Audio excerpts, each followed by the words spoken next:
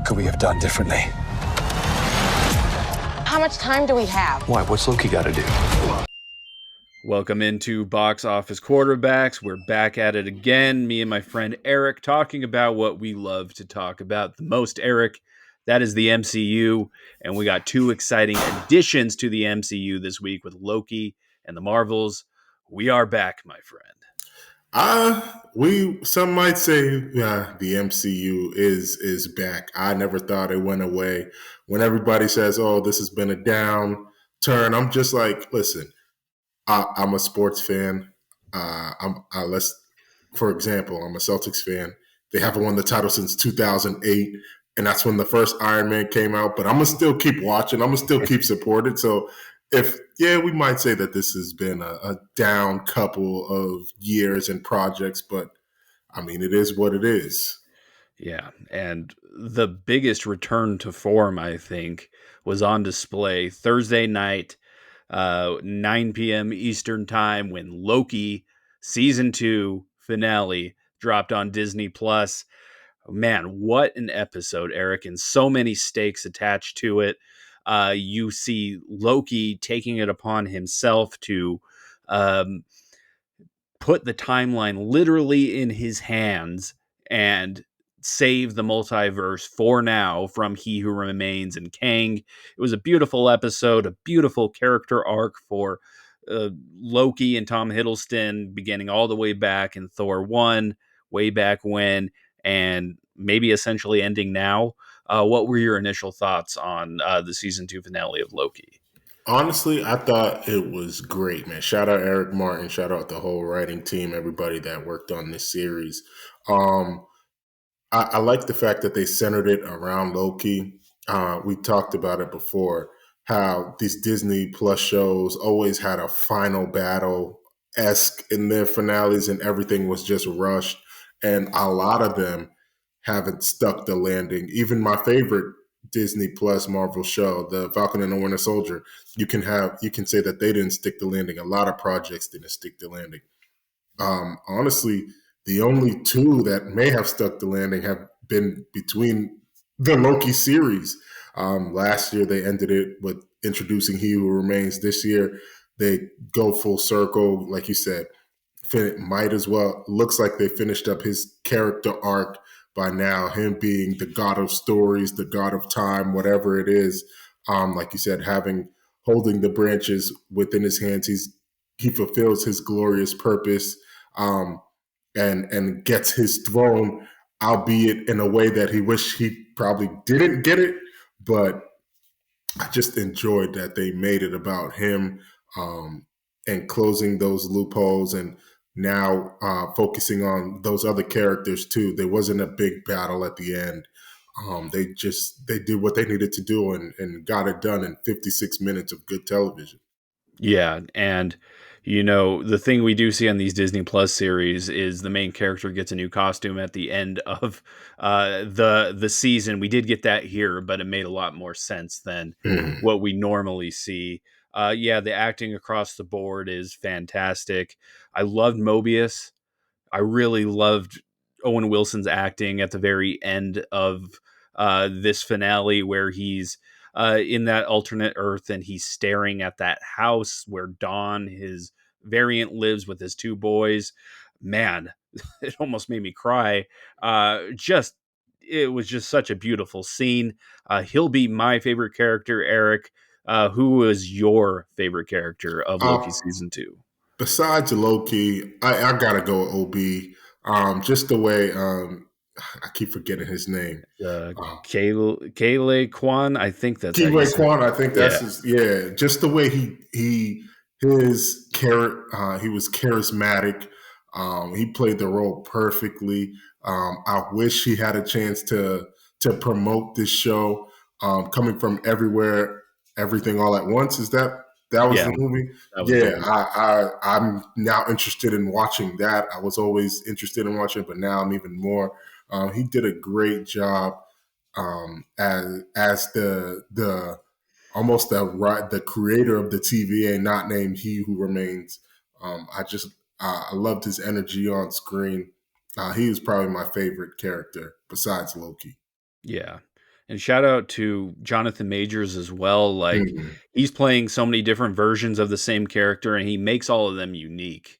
That's Mhm. the thing that I really like about him. So those are kind of my favorites of this series, and I am really happy just to see the characters in this world pop up in different projects. I think there was rumors that Mobius and Miss Minutes are going to show up in Deadpool 3, so I'm all for that, especially Miss Minutes being like a homicidal, crazy, very suspect clock. So Mhm. I am down for that for sure. Let's get into our final ranking of Loki season 2. Eric, what are you going to give it on the box office QB's rival scale? It's definitely going to be a Hall of Fame. Again, I think I give it a Hall of Fame. It was going to be an all star for me, depending on how episode 6 went. But it's a Hall of Fame because they, again, just touching on the points we talked about earlier. It's just they wrapped it up. We didn't see some big boss fight at the end. We didn't see Kang Prime or anything like that. They focused solely on Loki and the relationships that were built, the stories that they were telling, the threads that they were weaving throughout the series. There's probably not going to be a season 3, and I mean, I'm okay with that. We'll definitely, I think we'll still see Loki pop up in one or two future MCU films, especially as we go through this multiverse saga. I think they did an excellent job. They did a great job with his character arc, and yeah, it's a Hall of Fame for me. Yeah, I got to agree with everything you said. It is perfect, like a perfect hour of television, a perfect season almost of television. Hall of Fame, best Disney Plus series. Uh, really made me believe in the MCU again. Um, but that also leads us to our next movie. Not saying that I lost faith in the MCU with the Marvels, Mhm. Eric. You did like it a little more than I did after talking about it, but I think there was maybe a better movie in here than what we got on screen. But before I get into my thoughts, let me get your initial thoughts on the Marvels.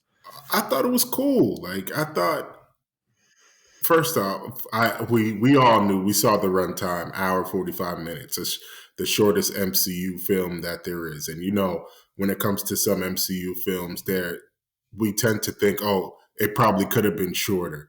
It probably didn't need so much filler. But here you went in with the thought and you didn't feel like you were stuck at the theater and everything you needed to watch. Like every scene was something that is very important.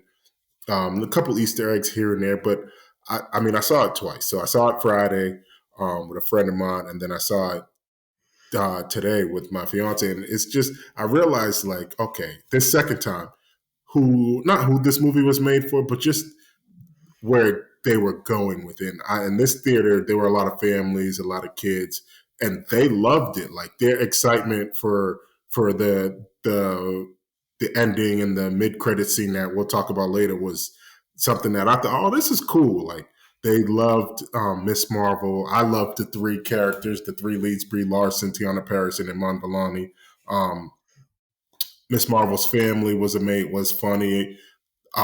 Nick Fury had some witty moments. Like there were moments in there, and like I understand things might have felt rushed again with the runtime, but it was cool to just sit and just be there and just watch the film for an hour and 45 minutes again. Like yeah, there was some rushed parts. There were some things where it's just like okay, maybe if they touched on the emotional beats a little bit more, but at the end of the day, it's just it was cool, and I think we're gonna look back at this film and say, okay, again, when we touch on the those two scenes, that how this was also a stepping point for what this saga will and what the future of the MCU will hold.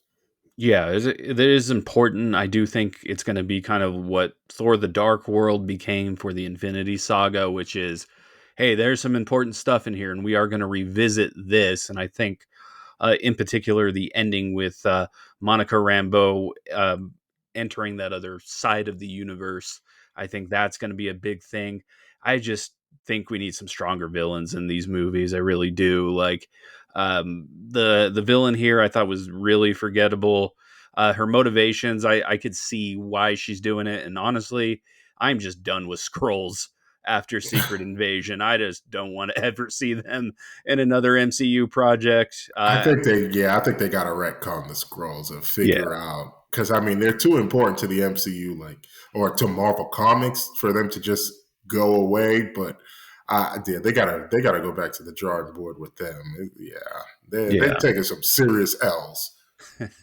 You got Gaia over there, who's the most powerful character in the entire MCU, Hmm. flying around. But those are kind of my gripes. But let's talk about those two pivotal scenes, Eric.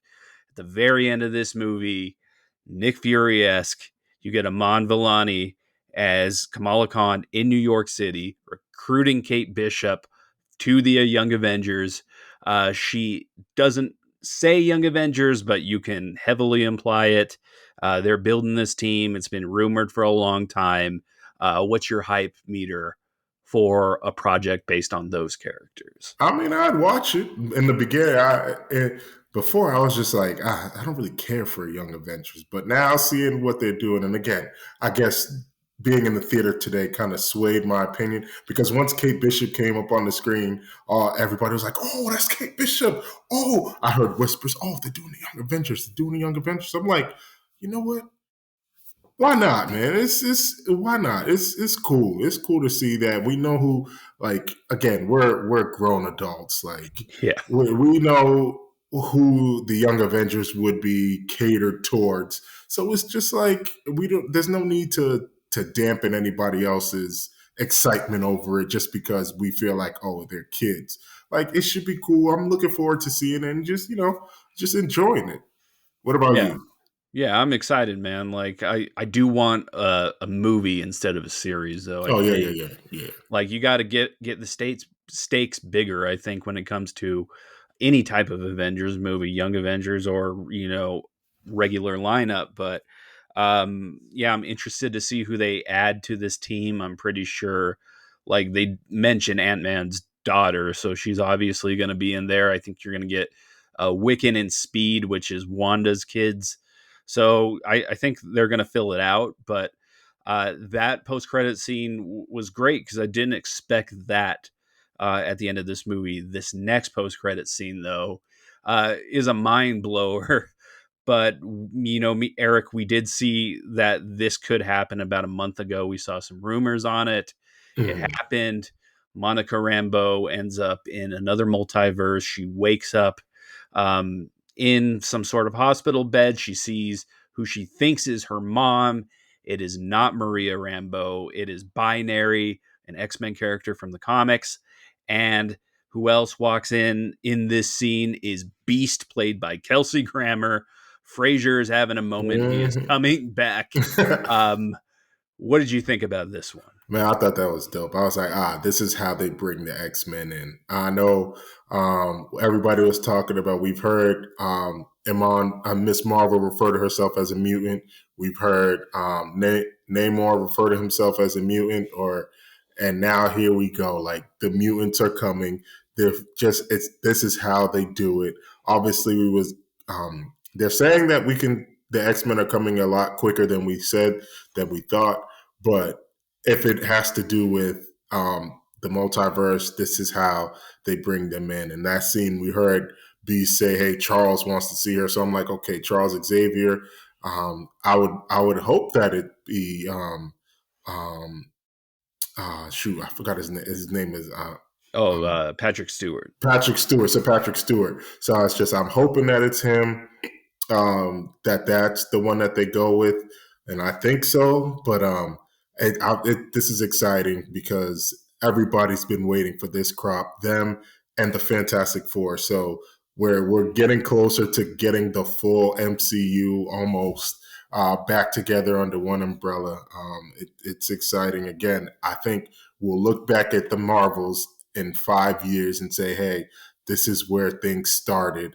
Like, this is where two major moments in the MCU happened. And honestly, I think the movie will kind of look better As and I think the movie will age a little bit, Yeah. age well. So I'm definitely excited, especially for that post credit after that post credit scene for what's to come.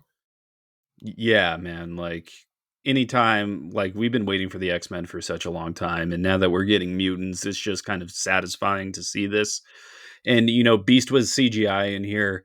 He actually looked a lot more like the animated series Mhm. Beast than, what he did in the previous X-Men movie, so I'm down for it. Let's talk about And where quick point. You said we're excited for the X Men. I mean, we've had the X Men. We're just excited for it to be done right. Like Yes. that's what it is. We're excited for it to be done. Well, we trust that it'll be done right.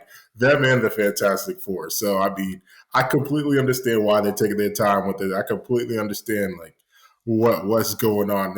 You want to get this done right, especially after Yes. the Dark recent Phoenix or yeah New dark Mutants or whatever. Dark Phoenix, New Mutants, X Men Apocalypse. Like after all that, like you Man, definitely I want to do it completely right. forgot about X-Men Apocalypse. I, like, Mm-hmm. blocked that out of my mind. See, Um, Logan's great, though. Logan is great, but, let's talk about The Marvels and where it ranks on our box office QB's rival scale, Eric. I'll let you go first. for me, it's a starter. It's like I know we talk about MCU movies that we dislike. Thor, you said Thor: The Dark World, Thor: Love and Thunder. Listen, I hate Iron Man 3. I don't care what anybody says. Like I could think of. I think the Marvels was better than Quantumania. Like, I think I prefer that because I mean, besides Jonathan Majors in Quantumania, that movie stinks. Like this is better, and I mean, I had fun. It was cool. Like I can't even front. Like the chemistry between the three leads, Miss Marvel's family, their wittiness. Like I enjoyed the scene where everybody was singing. I know you said you didn't like that scene. Yeah. It's cool. It was different. They tried different things. Again, they tried a shorter time, a shorter run time, which contributed to I'm cool. It's sitting down. Didn't have to worry about when can I take a bathroom break. Like I thought it was cool, and I'm gonna rate it a starter. What about you? We've been talking about this movie for the past 2 days. We actually did record earlier, and we're redoing this episode, and I've had time to think about it, and Eric has convinced me that this movie is not as bad as it It's actually is. not. It's not. It's a starter, Eric. It is a starter. It's You not. you have swayed my opinion, and it's not the worst MCU movie of all time. That Trust me. honestly, that could be Ant-Man and the Wasp 2 because I completely forgot about that See, movie. there's worse movies and I didn't even mind Ant Man and the Wasp. Quantumania is probably worse than that, but it's yeah. There's Thor Love. Nothing is touching Thor: Love and Thunder right now. Like for recent movies, like again, Yeah. I enjoyed the that it was led by women, directed by women.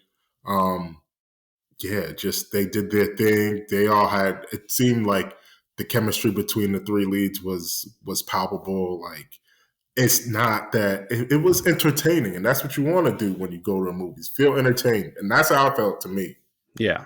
And the runtime was nice. Like I didn't have to really run to the bathroom after. So Yeah, yeah, it is a fine entry to the MCU. I will yeah. admit that. But Like you said, like there's a villain problem, but honestly, I don't really think the villain. Like again, I think this movie will age, but we won't care about the villain. We'll care about the two scenes and how it yeah, set things up. So it's just like it did its job. And I think when they were shooting it, they were like, all right, we know like Darben, yeah, whatever is the villain, but it's just what is gonna come after. So I think it's cool. It's gonna do numbers when it gets released on basic cable. You know, everybody's gonna always want to stop and see it when it's on like TNT in a couple years. So it's a perfect TNT movie. Like yes, that's it is what's gonna definitely happen. that. So it's cool. Yeah. Um, you did it. You pulled me back from the edge. You did it, Eric. Anything else you want to add before we get out of here? Nah. Again, just circling back, like we we we we had to. We might still have our doubts because I mean, I think we got what else do they have coming out? They have We Echo have next year, and but I think Deadpool, and Deadpool next year. it's pretty The scary Deadpool actually next year. Deadpool's the only theatrical release next year. The writer strike, actor strike is all done again, which I think also hindered the performance at the box office. I don't think anybody would front about that, but I think What If is coming out later this year. Yeah, I that's right. think like that. I see it. I see the MCU turning a corner when it comes to billion-dollar movies from the MCU. I don't know about that. Like, I don't even think Deadpool might hit 1 billion, but that's gonna start being saved for like the big tentpole movies, like the Avengers movies and Yeah, things like that. So I mean, I think that era of billion-dollar everything being is probably over just because people don't go to the theaters anymore. But this was this. I think this we'll look back at this week with Loki and the Marvels again with those two scenes at the end, just being a turning point for, I guess, public perception of what the MCU is. yeah. It's like having a losing fantasy football team. Hey, You finally start turning the corner, and things are getting a little bit better. And that leads us to our final point, which is our sponsor, Rival Fantasy. Go to joinrival.com/box office QBs. Get $25 in free play, $10 voucher, and some more money on your first deposit. But this has been another fun edition, MCU edition of yes. Box Office QBs. It's our favorite thing to talk about. I am Jeff. That's my friend Eric. We will talk to you guys next week.